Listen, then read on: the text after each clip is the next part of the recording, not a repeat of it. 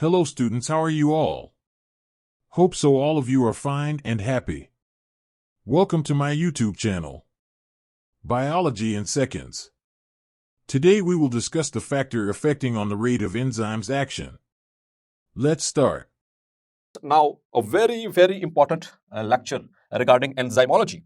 और इसी में आमतौर पर स्टूडेंट्स ज्यादा कंफ्यूज हो जाते हैं अगर कॉन्सेप्ट्स क्लियर ना हो तो क्लियर सो होपफुली आप लोगों के कॉन्सेप्ट्स क्लियर है I am just going to revise और giving you the technical points in which way the question can be asked clear so the factors affecting the rate of enzyme action को हम in other words we also say it as catalysis उसको catalysis भी कहते हैं ठीक है so rate of catalysis मतलब rate of enzyme action dear students तीन चीजें याद रखनी है इस सारे टॉपिक के हवाले से पहली चीज कि कौन सा जो फैक्टर है वो किस तरीके से इफेक्ट कर रहा है इन रेट ऑफ एंजाइम एक्शन को नंबर 1 किस तरीके से नंबर 2 उससे रिलेटेड जो हम ग्राफ यहाँ पे ड्रॉ करेंगे दो चीजें और तीसरी चीज कि उससे रिलेटेड अगर कोई स्पेसिफिक वैल्यूज हैं जैसे कि ऑप्टिमम टेम्परेचर या optimum pH of certain enzymes या फिर जनरलाइज्ड ये जो सी रीडिंग्स हैं ये आपने नोट करनी है ठीक है ये असल में वो चीजें हैं जो पूछी जाती हैं बाकी स्टेटमेंट्स किस तरह से बनेंगे वो आपसे शेयर करता हूं सो स्टार्ट करते हैं फ्रॉम तो एक चीज the functional specificity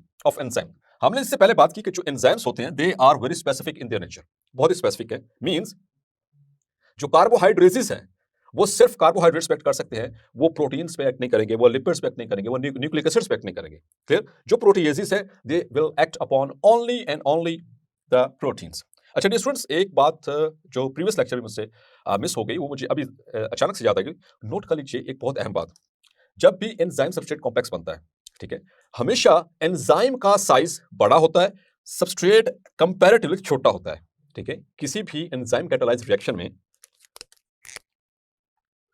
the enzyme it is of large size while it's substrate ये इसका सबस्ट्रेट है is usually smaller in size ठीक है साइज के एतबार से कंपैरिजन बता रहा हूं तो ये भी पूछा जा सकता है कि एक एंजाइम और सबस्ट्रेट में जो बड़ा कौन हो सकता है या छोटा कौन हो सकता है ठीक है तो जो साइज की बात हो रही है तो साइज में हमेशा ऑन एन एवरेज जो एंजाइम्स होते हैं वो बड़े होते हैं as compare to this respective substrates उनके अपने सबस्ट्रेट्स के बारे से बात हो रही है ठीक है किसी और सबस्ट्रेट के साथ हम कंपैरिजन नहीं कर रहे उनके अपने सबस्ट्रेट की बात हो रही है और substrates they are comparatively smaller than their respective enzymes चलिए तो enzymes they are very specific for their actions तो उनकी जो फंक्शनल स्पेसिफिसिटी है कि वो सिर्फ जो एमाइलेज है वो स्टार्च पे ही एक्ट करेगा जो लाइपेज है वो लिपिड्स पे ही एक्ट करेगा जो ट्रिप्सिन है वो सिर्फ प्रोटीन पे एक्ट करेगा ये फंक्शनल स्पेसिफिसिटी जो है ये दो चीजों का कॉन्सिक्वेंस है of so the functional specificity of every enzyme every means every is a consequence of its दो चीजें number 1 the specific chemistry number 1 specific chemistry का मतलब ये कि वो कौन कौन से अमीनो एसिड से मिलकर बना हुआ है क्लियर यानी हम इसमें उसकी बात करें केमिकल कंपोजिशन की कि उसमें number of amino acid and the sequence of amino acids और दूसरी चीज द कॉन्फ़िगरेशन का मतलब the final shape it attains the configuration तो ये दो चीजें हैं जिसके बिहाफ के ऊपर डिपेंड करती है किसी भी एंजाइम की फंक्शनल स्पेसिफिसिटी एमसीक्यू के लिए नोट कर लेना आपने ठीक है अब कोई भी फैक्टर जो किसी एंजाइम की केमिस्ट्री मतलब उसकी केमिकल कंपोजिशन या फिर उसकी शेप मतलब configuration and you know very well that except one enzyme all enzymes are globular proteins ठीक है ग्लोबुलर शेप होती है इनकी ठीक है एंजाइम्स आर ग्लोबुलर प्रोटीन्स तो उसकी ग्लोबुलर शेप खराब कर सकता हो तो वो फैक्टर अल्टर करेगा उसके रेट ऑफ रिएक्शन को so here are some factors which can effect the rate of enzyme action उनमें से 4 फैक्टर्स हमारे सिलेबस में इंक्लूडेड हैं substrate concentration enzyme concentration pH and temperature so इनको हम बारी बारी इंशाल्लाह टर्न बाय टर्न इनको डिस्कस करते हैं और इनमें से पॉइंट्स जो समझने वाले हैं और जो टेस्ट पॉइंट ऑफ व्यू से entry test point of view से अहम है उनको हम डिस्कस कर लेते हैं so first of all enzyme concentration अच्छा जो फैक्टर हम डिस्कस करने वाले हैं एंजाइम कंसंट्रेशन तो हम इसको ऐड करेंगे इस चीज को जरा कॉन्सेप्ट को समझना ठीक है ये ऐड करेंगे जैसे कि एंजाइम की बात कर रही है तो इसको किसके अंदर ऐड करना है सबस्ट्रेट कंसंट्रेशन के अंदर ठीक है so the rate of reaction यानी कि कैटालाइसिस डिपेंड्स डायरेक्टली मतलब कि ये डायरेक्टली प्रोपोर्शनल रिलेशनशिप है enzyme concentration and rate of enzyme action ये डायरेक्टली प्रोपोर्शनल रिलेशनशिप है आप एंजाइम कंसंट्रेशन बढ़ाते जाएं और फिर उधर से जितनी ज्यादा एंजाइम की कंसंट्रेशन बढ़ाते जाएंगे रेट ऑफ रिएक्शन आपको उतना ही ज्यादा मिलेगा अच्छा डियर स्टूडेंट्स, एक और चीज होपफुली आपका कॉन्सेप्ट होगा, आई am just revising your concept कि यहाँ पर हम बार बार वर्ड इस्तेमाल करेंगे कि रेट ऑफ रिएक्शन इंक्रीज कर रहा है, रेट ऑफ रिएक्शन डिक्रीज हो रहा है, रेट ऑफ रिएक्शन सस्टेन्ड है. So what is meant by these statements? हमें कैसे पता चला या हमें कैसे पता है कि रेट ऑफ रिएक्शन बढ़ रहा है या कम हो रहा है या फिर उतना ही है? तो dear students, it's very simple. आपने let's suppose you have enzyme amylase और आप उसको amylase you know very well it acts upon the starch. ये स्टार्च को कनेक्ट करता है और उसको माल्टोज में कन्वर्ट करता है. तो आपने जब एंजाइम ऐड करना है किसके अंदर, माल्टोज के अंदर, उस पे स्टार्च के अंदर, तो उसको किस में कन्वर्ट करेगा? उसका प्रोडक्ट क्या है? उसका प्रोडक्ट क्या है? माल्टोज. हमने काउंट करना है the number of products.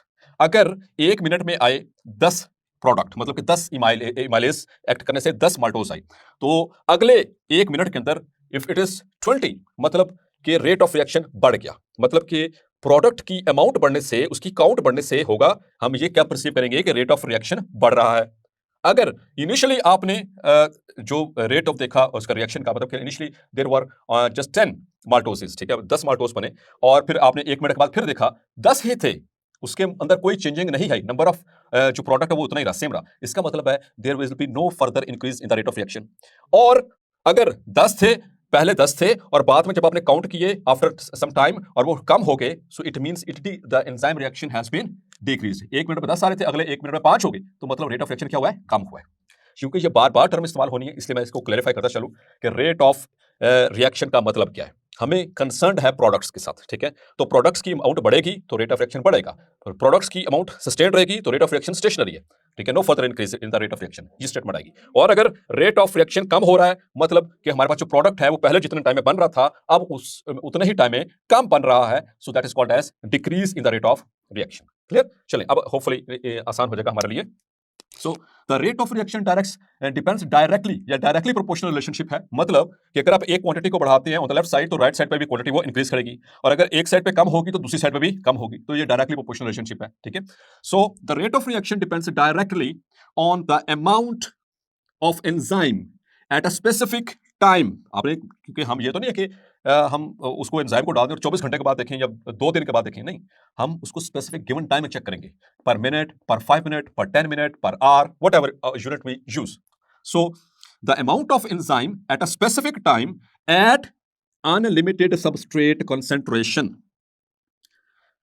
This is the condition, this is the condition, ये शर्त है. आपके पास सबस्ट्रेट अनलिमिटेड होना चाहिए.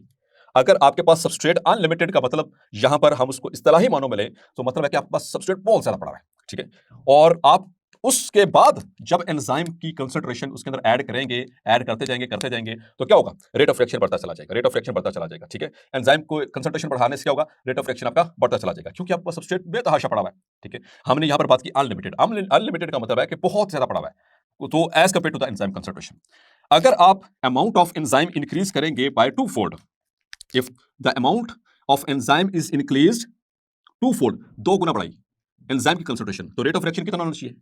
जी डियर स्टूडेंट्स, अगर 1 मिनट में 10 एंजाइम डाले और उन्होंने 1 मिनट में 10 माल्टोस बना दिए, और अगर आप अगले 1 मिनट के अंदर उनकी तादाद 20 कर देंगे तो रेट ऑफ रिएक्शन कितना आना चाहिए? कितने माल्टोस बनने चाहिए स्टार्ट से? डेफिनेटली 20, ठीक है. तो रेट ऑफ रिएक्शन क्या हुआ? इंक्रीज हुआ. सो इसी तरह से अगर हम एंजाइम की कंसंट्रेशन बढ़ाएंगे 2 गुना तो रिएक्शन रेट इज डबल्ड.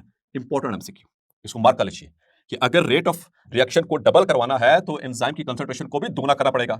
अगर 3 गुना करना है तो उसकी कंसंट्रेशन को भी 3 गुना करना पड़ेगा, as it is directly proportional relationship, ठीक है. लेकिन यहां पर हम डिस्कस करने लगे हैं उसकी रीजन कि ऐसा क्यों होता है. एंजाइम ऐड करने से होगा क्या कि एक्टिव साइट्स अवेलेबल है. एक्टिव साइट्स अवेलेबल है तो उतने ही ज्यादा क्या बनेंगे? Enzyme substrate complex. आप एंजाइम बढ़ाते जा रहे हैं, मतलब कि indirectly you are increasing the active sites increase हो रही हैं, सो मतलब more and more substrate are going to bind on it, ठीक है. तो जितने ज्यादा एंजाइम की एक्टिव साइट के साथ सबस्ट्रेट बाइंड करेगा उतना ज्यादा एंजाइम सबस्ट्रेट कॉम्प्लेक्स बनेगा, फिर उतना ही ज्यादा एंजाइम सबस्ट्रेट कॉम्प्लेक्स से प्रोडक्ट्स निकलने शुरू हो जाएंगे, ठीक है. So the reason is increase in enzyme molecules. आपने इंक्रीज किया एंजाइम मॉलिक्यूल्स को, it increases the number of active sites. Very simple. लेकिन आप ऐड करते जा रहे हैं, रेट ऑफ रिएक्शन बढ़ता जा रहा है. ये इसका ग्राफ है, ठीक है. इसको भी मैं अभी क्लैरिफाई करता हूं. अब एक ऐसा लेवल आ गया कि इक्विलिब्रियम हो गया. लेट्स सपोज कि जो आपके पास सबस्ट्रेट की कंसंट्रेशन थी वो सारी की सारी प्रोडक्ट्स में कन्वर्ट होगी, वो सारी की सारी किसमें होगी? प्रोडक्ट्स में कन्वर्ट होगी। मतलब कि 100 एंजाइम थे, 100 आपके पास वो थे सबस्ट्रेट थे, बात खत्म, ठीक है। मतलब कि एट इक्विलिब्रियम आ गया। इक्विलिब्रियम के बाद अब आपका क्या ख्याल है, एंजाइम को बढ़ाएंगे, एंजाइम की कंसंट्रेशन को बढ़ाएंगे तो रेट ऑफ रिएक्शन पे क्या फर्क पड़ना चाहिए, को प्रोडक्ट्स बनने चाहिए। यस यू आर राइट, मतलब कि कुछ भी नहीं होगा। फर्दर इंक्रीज एक ऐसा लेवल पहुंच जाएगा जब, ये वो लेवल की बात हो रही है जब इक्विलिब्रियम हो जाएगा, ठीक है। ये लेवल की बात क्या है, जब इक्विलिब्रियम, यानी आप बढ़ाते रहे, आपके पास सबस्ट्रेट पहले पड़ा हुआ था बहुत ज्यादा, आप एंजाइम की कंसंट्रेशन ऐड करते गए, बढ़ाते गए, वो जो सबस्ट्रेट थे वो प्रोडक्ट में कन्वर्ट होते गए, आप कंटिन्यू रखे, एक ऐसा लेवल आ गया कि इक्विलिब्रियम हो गया। इक्विलिब्रियम का मतलब कि जितने एंजाइम थे उतने ही सबस्ट्रेट हो गए। Now the equilibrium has attend. इसके बाद, इस इक्विलिब्रियम होने के बाद, अब अगर आप एंजाइम को डालेंगे या एंजाइम की कंसंट्रेशन को बढ़ाएंगे, so there will be no further increase in rate of reaction, क्योंकि खाली एक्टिव साइट्स क्या करेंगी जी डियर स्टूडेंट्स, कुछ कर सकते हैं, क्योंकि आपके पास सबस्ट्रेट ही खत्म हो गया। इक्विलिब्रियम का मतलब था कि वो खत्म हो चुका है, सारे सबस्ट्रेट्स जो है वो प्रोडक्ट्स में कन्वर्ट हो चुके हैं। Is it clear? सो यही बात आगे समझाने के लिए लिखी गई है। आफ्टर सर्टेन लिमिटिंग कंसंट्रेशन, एक खास लिमिटिंग कंसंट्रेशन के बाद, the reaction rate will no longer depend upon this increase. किसकी इंक्रीज? एंजाइम कंसंट्रेशन की। हम एंजाइम की बात कर रहे हैं, तो इसको मैं समराइज करने लगा हूं। एंजाइम कंसंट्रेशन को हमने लिया सबस्ट्रेट, ये हमारे पास सबस्ट्रेट, बहुत ज्यादा सबस्ट्रेट, ठीक है, और इसमें हमने डालना शुरू किया एंजाइम। तो थोड़ा थोड़ा करके एंजाइम ऐड करते जा रहे हैं, पहले 3 डाले, फिर 6 डाल दिए, फिर उसके बाद जैसे जैसे इंक्रीज करते रहे, एक ऐसा लेवल आने वाला है एंजाइम डालते रहने से, देखें इक्विलिब्रियम हो गया। ये क्या हो गया? इक्विलिब्रियम। इसके बाद क्या होगा? मजीद एंजाइम ऐड करने से, further increase in the enzyme concentration, there will be no further increase in the rate of reaction, because active sites तो हैं but the substrate is no longer available. Is that clear? तो यहां पर इसका graph देखिए, यहां पर हम इस रिएक्शन रेट को अलोंग द वाई एक्सिस लेते हैं, वेलोसिटी, इसको v से भी डिनोट किया जाता है कि कितनी स्पीड से वो बन रहे हैं, और and along the x axis हम लेते हैं एंजाइम की कंसंट्रेशन को। तो देखिए जरा, बिल्कुल स्ट्रेट लाइन आ रही है, मतलब you can very much easily understand. हमने एंजाइम कंसंट्रेशन बढ़ाई इतनी तो रेट ऑफ रिएक्शन हुआ इतना, हमने एंजाइम कंसंट्रेशन बढ़ाई इतनी तो रेट ऑफ रिएक्शन हुआ इतना। जैसे जैसे कंसंट्रेशन बढ़ाते जाएंगे, the rate of reaction will be as per the increase, वो बढ़ता चला जाएगा। लेकिन ये वाली स्टेटमेंट याद रखनी है, that increase if the enzyme concentration is increased by 2-fold, reaction rate will be doubled. Hopefully clear? अब दूसरा factor, second factor, that is substrate concentration. तो डियर स्टूडेंट, सबस्ट्रेट आपको पता ना, अभी हम बात करते हैं सबस्ट्रेट जो कि अपने एंजाइम के वॉल्यूम के हिसाब से छोटा होता है, या वो सब्सटेंस जिसके ऊपर एंजाइम एक्ट करता है उसको भी हम सबस्ट्रेट कहते हैं, या वो सब्सटेंस जो प्रोडक्ट में कन्वर्ट किया जाता है उसे कहते हैं सबस्ट्रेट। खैर, तो सबस्ट्रेट कंसंट्रेशन में हमारे पास डियर स्टूडेंट दो सिचुएशंस हैं। सबस्ट्रेट हमारे पास लो भी हो सकता है, मतलब थोड़ा भी हो सकता है। सबस्ट्रेट हमारे पास हाई कंसंट्रेशन में भी हो सकता है। इन दोनों कंसंट्रेशंस में जो इफेक्ट है रेट ऑफ रिएक्शन का, वो डिफरेंट आएगा, दैट विल बी डिफरेंट। यहां पर हम क्या कर रहे हैं, एंजाइम कंसंट्रेशन कांस्टेंट रखे हुए हैं, एंजाइम कंसंट्रेशन फिक्स है हमारे पास। जैसे यहां पर हमने किया था, ये हमारे पास कंडीशन थी, यहां पर ये वाली हमारी कंडीशन है कि एंजाइम आपने फिक्स रख दिया। अब बहुत आसान सी बात, बहुत कॉन्सेप्चुअल बात और बहुत सादा सी बात, ये देखिए एंजाइम मेरे पास है 50, ये रहा एंजाइम और ये रहा substrate E and S. Enzyme है मेरे पास फिक्स्ड है यार, fixed, let's suppose it is 50 enzymes है मेरे पास। मैंने क्या किया कि सबस्ट्रेट को ऐड करना शुरू किया, लेट्स सपोज कि मेरे पास सबस्ट्रेट था 30, सबस्ट्रेट मेरे पास था 30, तो जितना सबस्ट्रेट उसमें डाला, एंटर किया, तो मेरे पास एक्टिव साइट्स कितनी है? 50, तो 30 सबस्ट्रेट आसानी के साथ उसके साथ अटैच हो गया और उसका प्रोडक्ट्स बन गए। सो ये है low substrate concentration. So at low substrate concentration, जब हमारे पास सबस्ट्रेट थोड़ा होगा और हमने एंजाइम की कंसंट्रेशन शुरू से फिक्स, अब यहां पर देखें, यहां पर एंजाइम सबस्ट्रेट के अंदर हम एंजाइम डाल रहे थे, यहां पर एंजाइम के अंदर हम सबस्ट्रेट डाल रहे हैं, क्योंकि यहां पर हम बात करें सबस्ट्रेट कंसंट्रेशन की, तो एंजाइम के अंदर हम क्या ऐड करते जा रहे हैं? सबस्ट्रेट, ठीक है। तो अगर सबस्ट्रेट कंसंट्रेशन लो है, so the rate of reaction is directly proportional to the available substrate, जितना था सारा का सारा कन्वर्ट।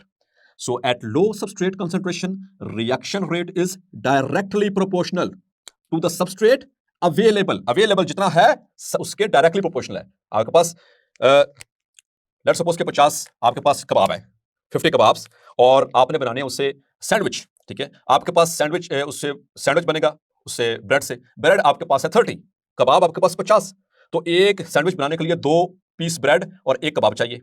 तो 50 वो थे आपके पास कबाब, और आपके पास वो कितना है, ब्रेड कितनी है, 30, तो 2 इस्तेमाल होंगी इधर से और 1 एंजाइम, 2:1, तो इससे कितने बने चाहिए?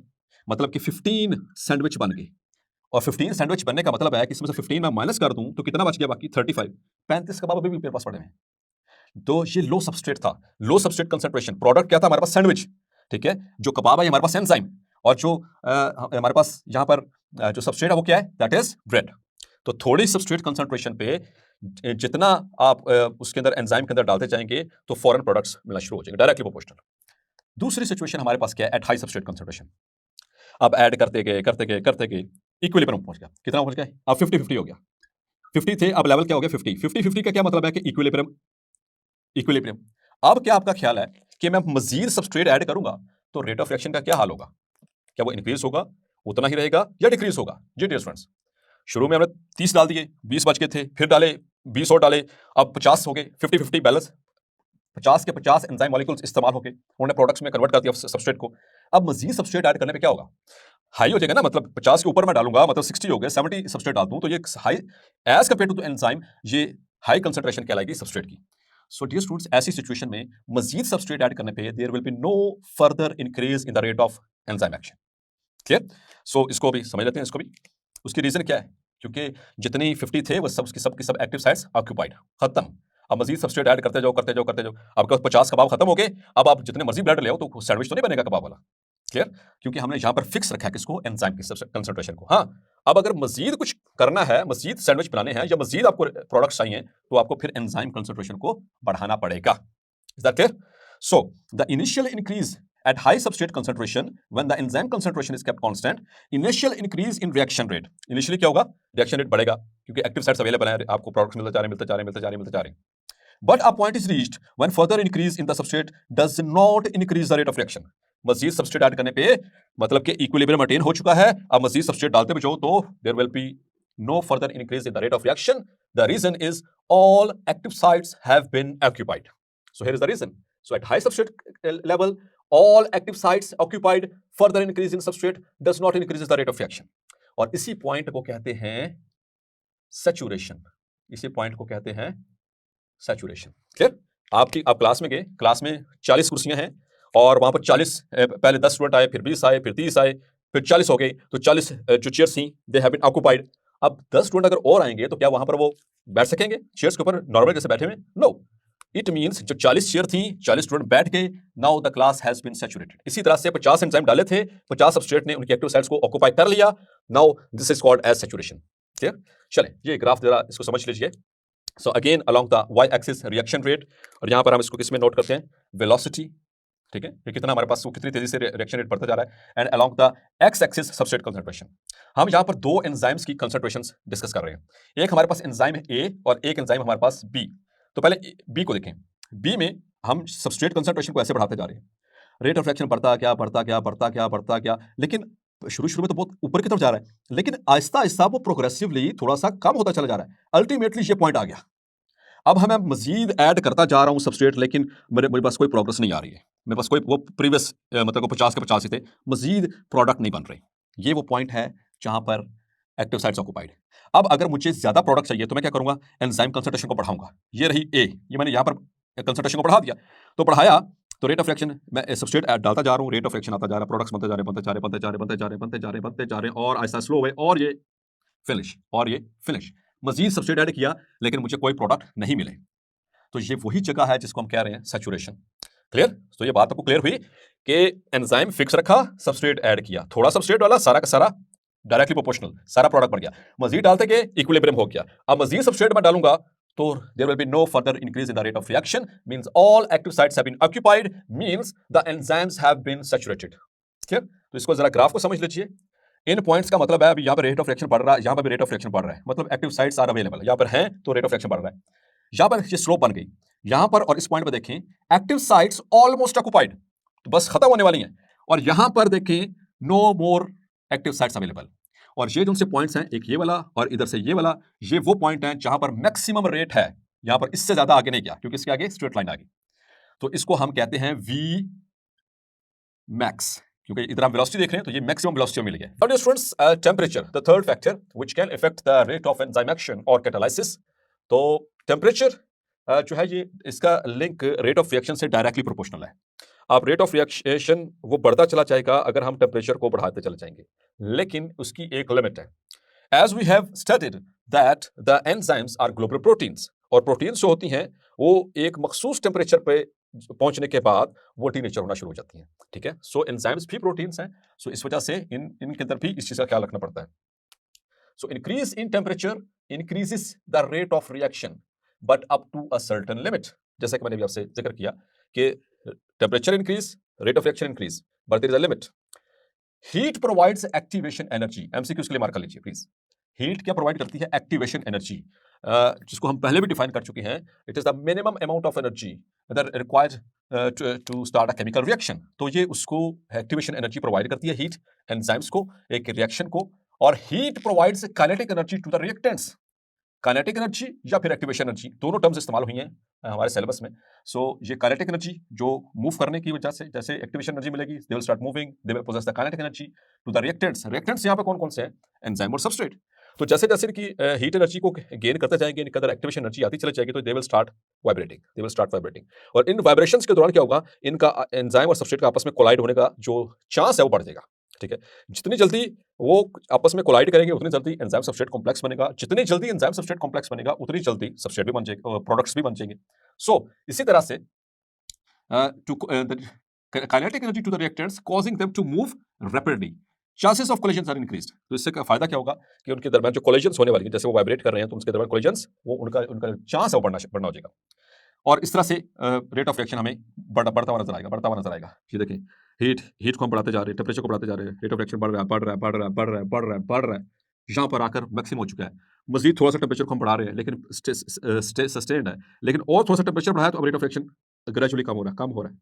ये बात समझ आ रही है आपको? Up to a certain limit, so this is the limit. So further increase in the heat energy also increases the vibrations, वो वाइब्रेशंस को भी इंक्रीज करेगी, लेकिन किसकी? उन एटम्स की जिनसे मिलकर बना है एंजाइम। तो जब एटम्स आपस में ऐसे वाइब्रेट करेंगे तो उससे उनके अंदर जो उनके दरमियान जो पेप्टाइड बॉन्ड बना हुआ है वो टूटने का खतरा है। तो अगर ये वाइब्रेशंस ज्यादा वॉलेंट हो जाए, ज्यादा फास्ट हो जाए, तो क्या होगा कि उनके दरमियान जो बॉन्ड्स हैं they will break up and the globular shape is lost. और हमने पहले बात की थी कि ग्लोबुलर शेप अगर लॉस हुई एंजाइम की, उसकी शक्ल ही अगर बिगड़ गई, so it will become denatured. Clear? So further increase in heat energy also increases vibrations of atoms. कौन से atoms? Which make up enzyme molecule. If vibrations become too violent, the globular structure is lost, and when the globular structure is lost, the enzyme is said to be denatured। और dear students, अब आते हैं थोड़ी सी 2-3 terms हैं आपके लिए। ये वाली टर्म तो आपने पहले भी पढ़ी हुई है।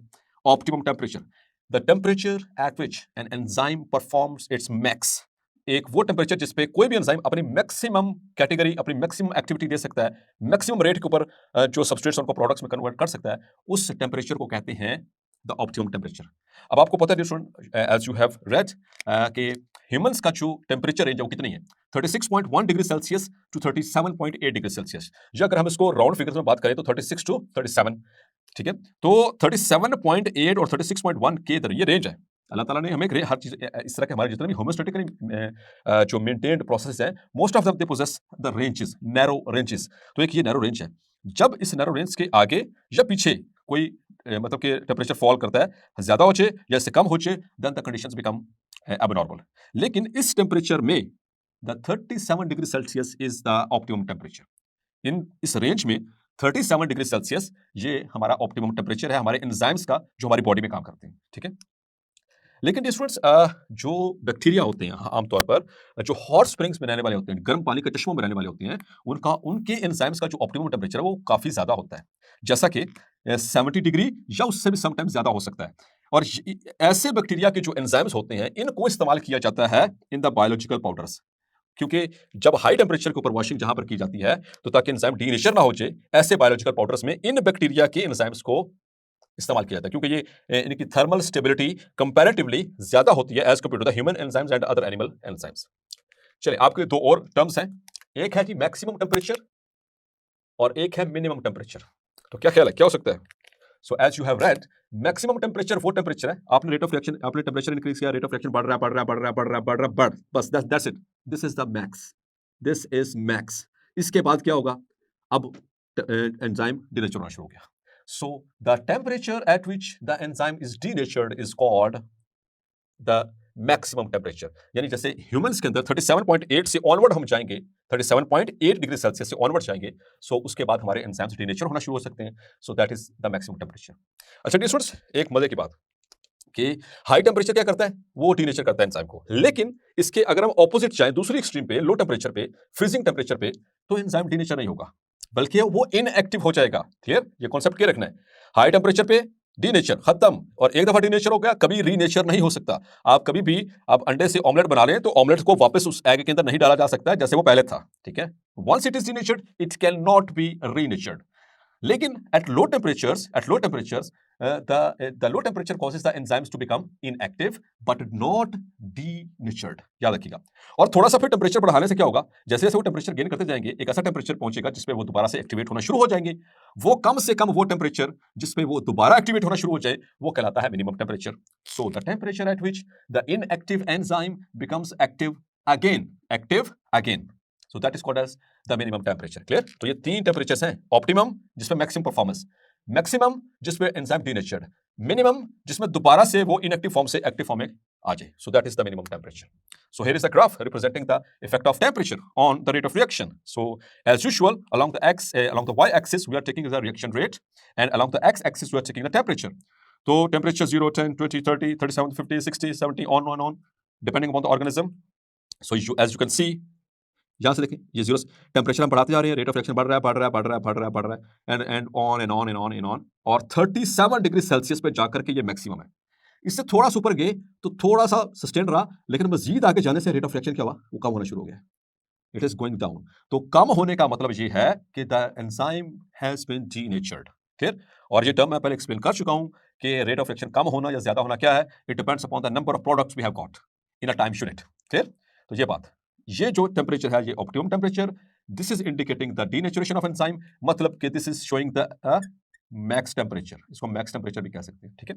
और एक बहुत अहम एमसीक्यू आपके लिए, the rate of reaction doubles, rate of reaction double हो जाता है हर 10 डिग्री सेल्सियस राइज और increase in temperature.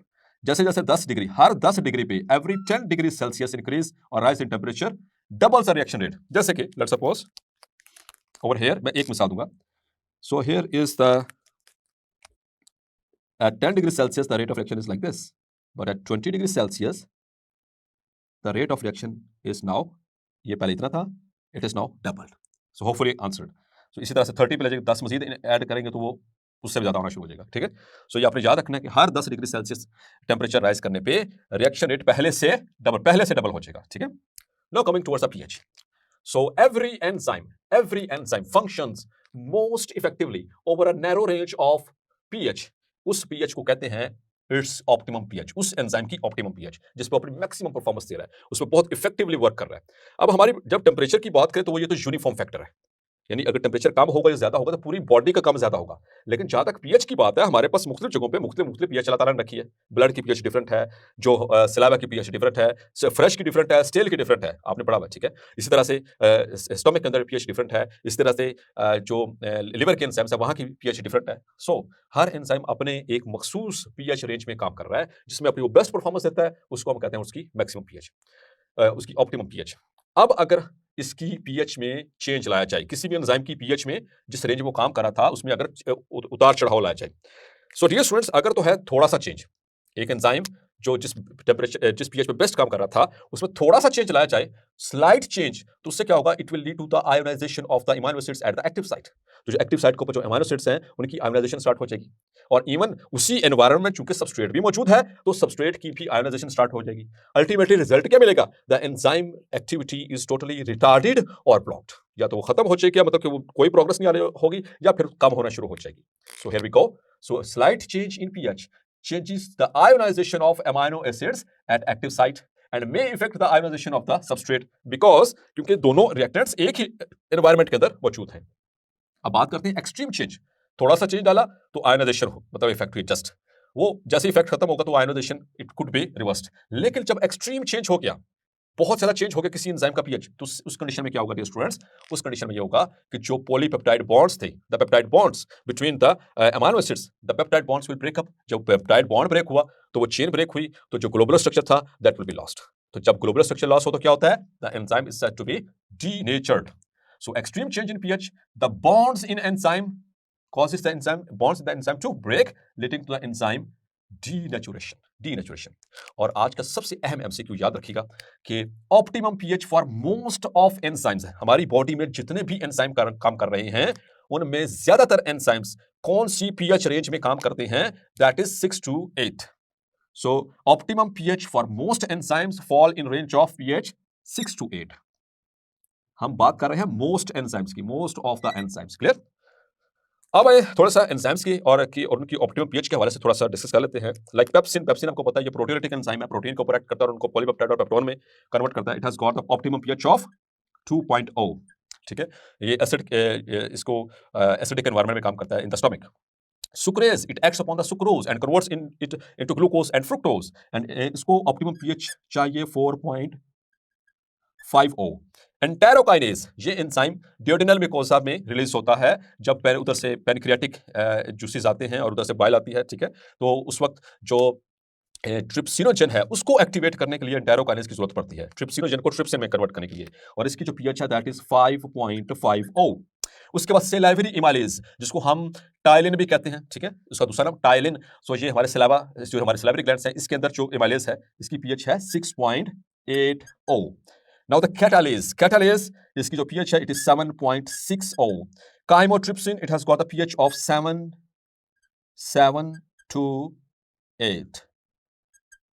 to 8। Clear? और pancreatic lipase, it acts on the lipids and converts it into fatty acids and glycerol. It has got a pH of 9.0. और arginase, it has got the pH of 9.7. तो अब तक ये हमारी जो list है इसमें मैक्सिमम जो है वो 9.7 है और मिनिमम हमारे पास 2 है, हाईली एसिडिक और ये एल्कलाइन। क्लियर? आर्जिनेज, ये आर्जिनिन को ऑपरेट करता है और उसमें से यूरिया को रिमूव करवा देता है। ठीक है, and again it is converted into